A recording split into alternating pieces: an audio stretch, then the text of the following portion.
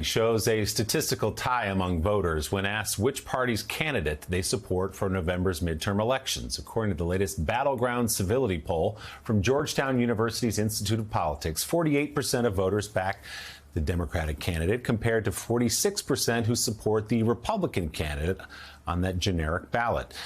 In the same survey, 72% of voters say they are concerned about the level of polarization in the United States, and 77% say America is on the wrong track. That includes 93% of Republicans and 63% of Democrats. And 2/3 of voters say they prefer a political leader who will compromise to get things done over someone who consistently fights. Only 30% say they want that in a candidate. Joining us now, longtime campaign strategist and executive director of Georgetown's Institute of Politics and Public Service, Mo Elleithee. Mo, it's great to see you. So it's that last number that jumped out to me.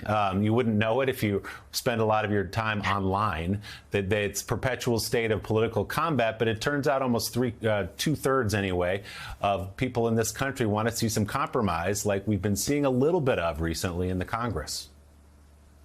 Yeah, I think what we saw and what we've been seeing, especially in the past couple of days, is exactly what voters are screaming for. Look, this poll, we've been tracking this issue of how voters look at the issues of civility and polarization in our politics going back now a little over 3 years.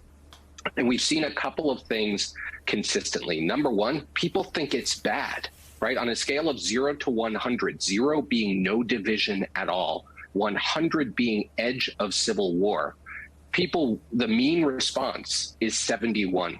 Right? People think we are over 70% of the way towards civil war. That's really, really pessimistic. What we've seen in this most recent poll is that a lot of this is being fueled by a certain degree of self-segregation. We're just not surrounding ourselves with people who are not like us. Overwhelming majorities of Americans say that most or all of their family and friends share the same political beliefs as they do, share the same religious beliefs as they do, are in the same economic class or the same racial or ethnic group. So we're self-isolating ourselves from people who are unlike us, and that's adding to this polarization. But they are crystal clear on this point. If given a choice between a candidate who fights for their values, even if it means they don't always get something done, versus a candidate who's willing to work across the aisle, find some compromise in order to get results, it is not even close. Maybe both parties' bases would rather have the purists, but 2/3 of the overall electorate wants the results, even if it means compromise. So, Mo, how do you explain the contradiction there? The 66% who want compromise as opposed to the 30% who want someone to fight for them.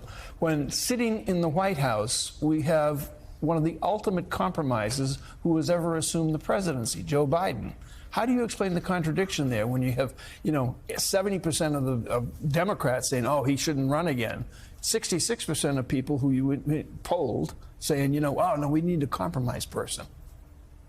Well, I think, look, if I'm sitting in the White House, I'm going to want to see a lot more moments like what we have seen over the past few days. And look at the trajectory of the Biden presidency, and this, I think, tracks. The first 6 months of his administration, his numbers were sky high. He was getting, and they were pushing the same mantra, right? Shots in your arms, money in your wallets. They got the COVID relief bill passed. They got the vaccine distribution plan in place. They were getting results. And then they hit a major wall with the big fight over infrastructure. And a lot of that was intra-party. But suddenly compromise started to disappear, and people were sort of digging their heels into their entrenched positions. Results got significantly delayed, and you started to see a downtick in his approval numbers. People don't want to see the ideological fighting. They want the results. If they can get back to that more often, I think maybe you will start to see, if past this prologue, you'll start to see some changing in the numbers. It's such an interesting poll because I think this is how most people feel in their gut. They want to see civility. They want to see compromise. They want things to get done. They don't like what they're watching in the country, and your new polling bears it out. Georgetown University's Mo Elleithee. Fascinating stuff. Thanks so much for being here today. Good to see you.